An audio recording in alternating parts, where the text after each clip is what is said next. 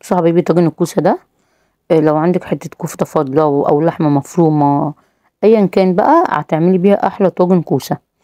انا كان عندي فاضل حته كفته، يعني انا بحب اعمل لو عندي حاجه زياده بشيلها في الفريزر، يعني ما بكترش عشان خاطر ممكن اجدد بيها اكله تانية.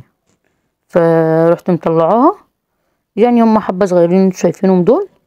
قلت بقى اجيب كوسه كبيره واقورها واحشيها اللحمه المفرومه اللي هي الكفته. الصراحه طلعت جميله جدا وطلع طعمها حلو قوي، وطبعا ما كلفناش حاجه، عملنا وجبه جديده من بواقي لحمه. صورتها كده،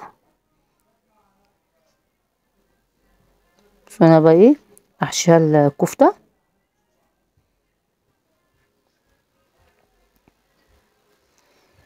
طبعا لو هصبعها كفته ما كانتش هتنفع حاجه، كانت هتبقى صغيره جدا، فقلت اعمل بقى خضار واعمل جنبها رز وهستفاد ايه من الوجبه. طبعا عملت معايا كميه حلوه.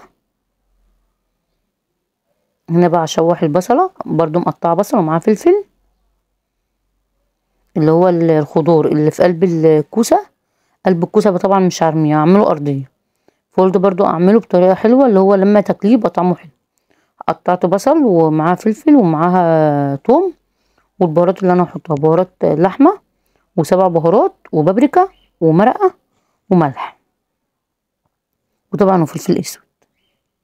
شطه طبعا قلب الكوسه، يعني طعمه هيبقى احلى كمان من الكوسه.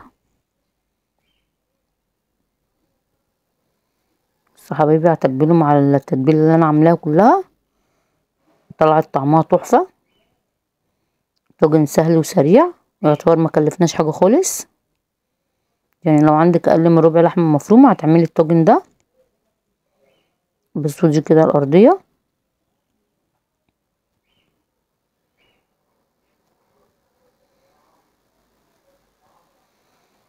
واحط الطماطم، بعد كده ارص ايه الكوسه بتاعتي. يبقى انا عملت وجبه جديده خالص من حته لحمه كانت عندي فاضله في الفريزر. ممكن بقى لو عندك عيش بلحمه، اي حاجه فاضله، بواقي اي حاجه ممكن تعملي بيها خضار ويبقى طعمها احلى وبتعملي منها كميه.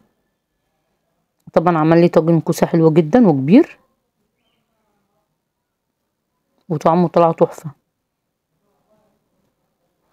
بس يا حبايبي يعني افكار حلوه كده بنفيدوا بيها بعضنا. حطه في الفرن،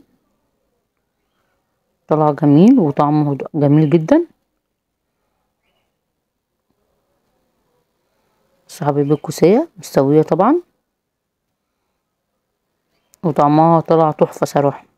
بس يا حبايبي من افكار طبعا بسيطه من بواقي اكل عندنا بنجدده اكل تاني وبيطلع طعمه جميل جدا. عملنا رز وعملنا كوسه من حته لحمه فاضله.